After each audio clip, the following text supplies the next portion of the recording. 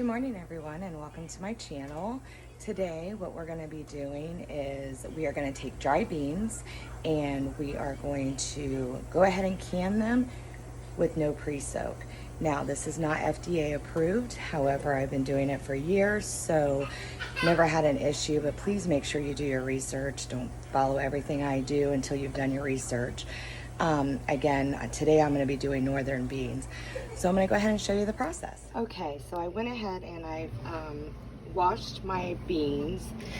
I had put them into some bowls of water. I actually did this 2 or 3 times, filled this up, swirled them around, went ahead and put them in the strainer.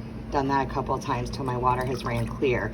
Now what I'm doing is I'm actually taking them from my strainer and I'm just going to basically be looking at them because I want to make sure that there's nothing cracked, there's nothing that's nasty. Like that one right there kind of looks yucky to me, so I'm going to take this and pop it out. Make sure that there's no rocks in here because again, you know, nobody wants to be biting into a bean and break their tooth or anything. So I'm going to go ahead and go through all of these beans and we'll go to the next step. Okay, so what I've done is I've taken all of my pint jars that I'm going to be canning into today. I have hand washed all of them with soap and water.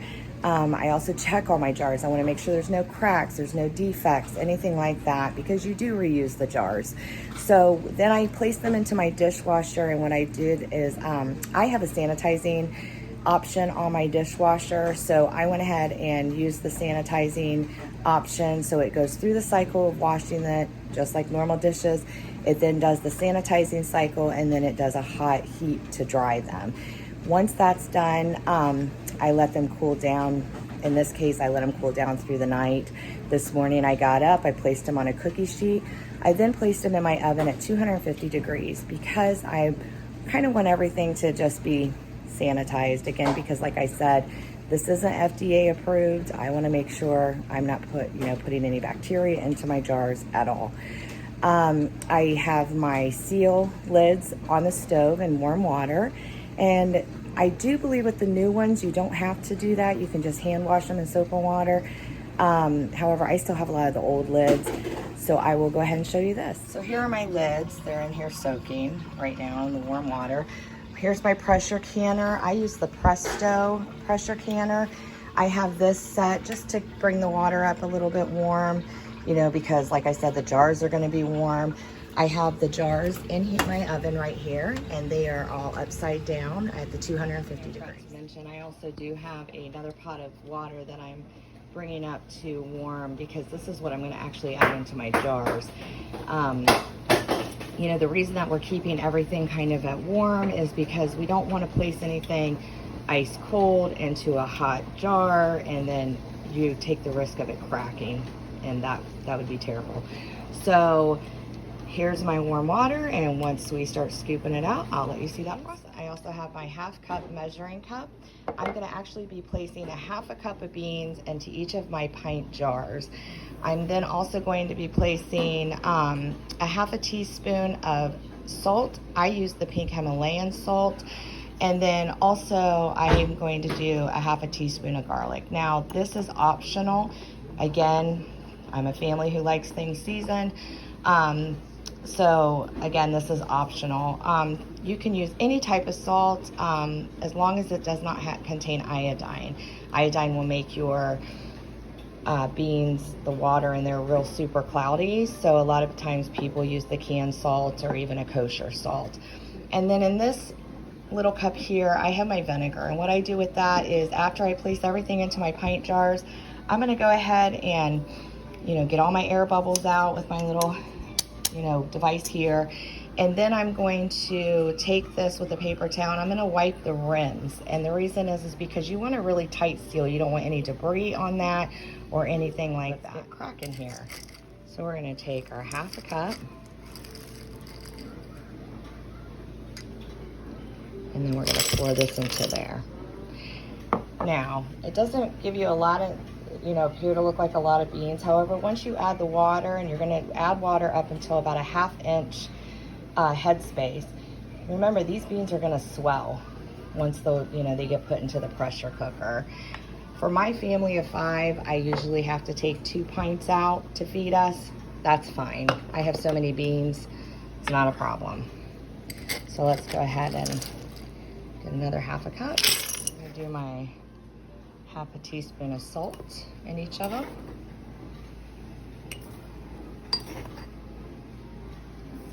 Right now I'm only doing 6, and the reason is because I still have 6 more that are in the dishwasher right now. So I figure I'll just do 6 for this video, and then, you know, as the day goes on, I'll be canning some more. So here goes my garlic salt. I'm sorry, garlic powder, not salt. All right, and I have my warm water here, so I'm gonna go ahead and start filling up this jar. And like I said, you wanna do about a 1/2 inch of a headspace.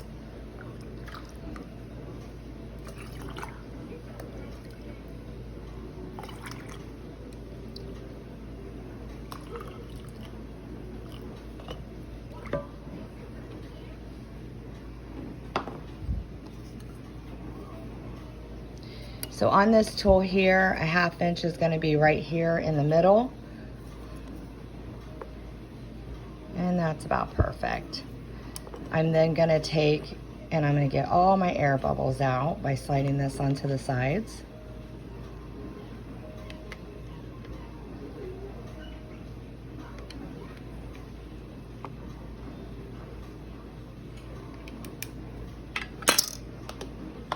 All right, let's fill up another one.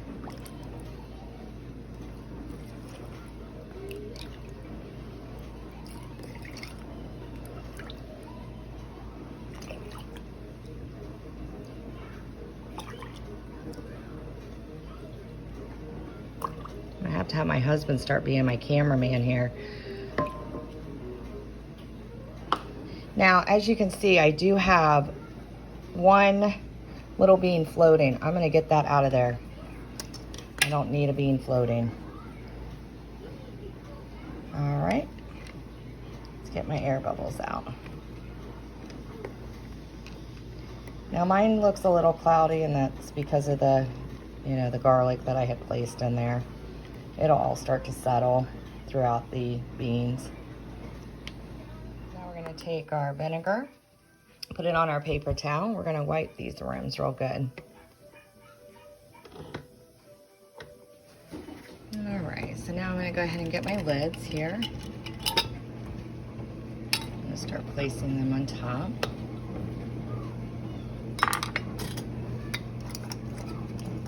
And what you wanna do when you screw these lids on, you want them to be finger tight, which I can't really do with one hand, but finger tight is just when you, just enough strength in your fingers that you wanna go ahead and close it.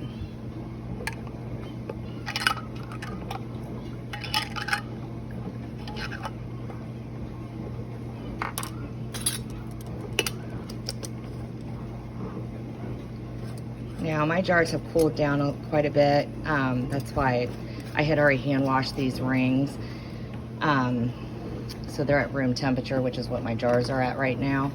I'm gonna go ahead and place my jars into the oven at 250 degrees, only because I still have jars that are sanitizing right now and I have beans left. So I wanna go ahead and add, I think my pressure cooker holds 9 jars, and I think 9 is gonna be about what I need for these 3 pounds of beans. So I think it's gonna actually work out well.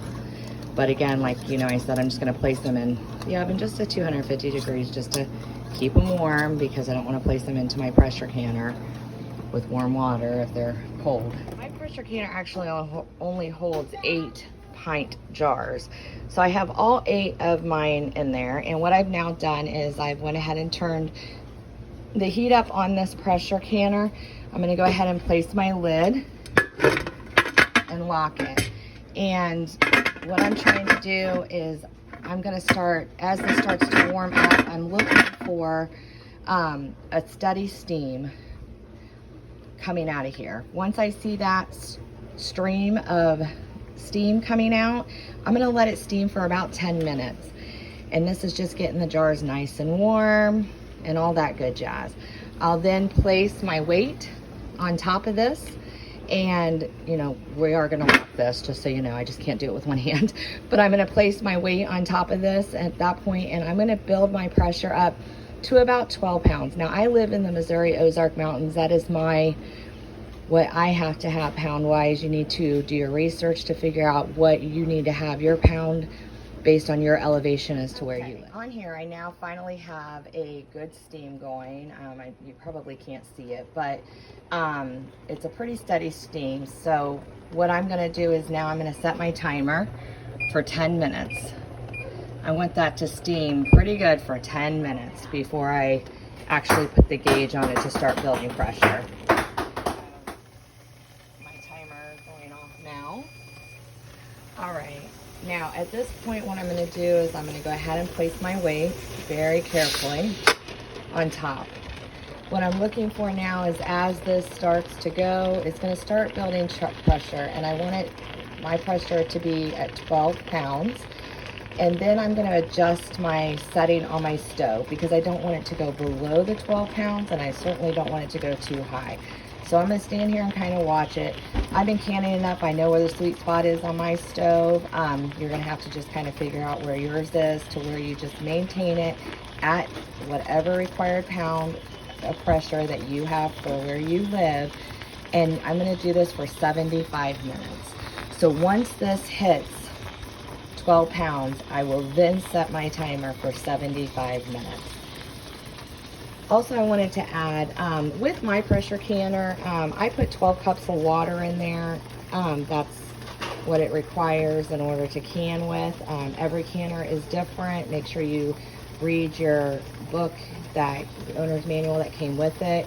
I also use a couple of splashes of vinegar. And the reason that I put a couple of splashes of vinegar into my pressure canner in the water is because I live, again, like I told you, in the Ozark Mountains. I have hard water, and so that just kind of prevents when you bring your canning jars out, they're not real foggy and nasty looking. It just kind of keeps them clear and real pretty.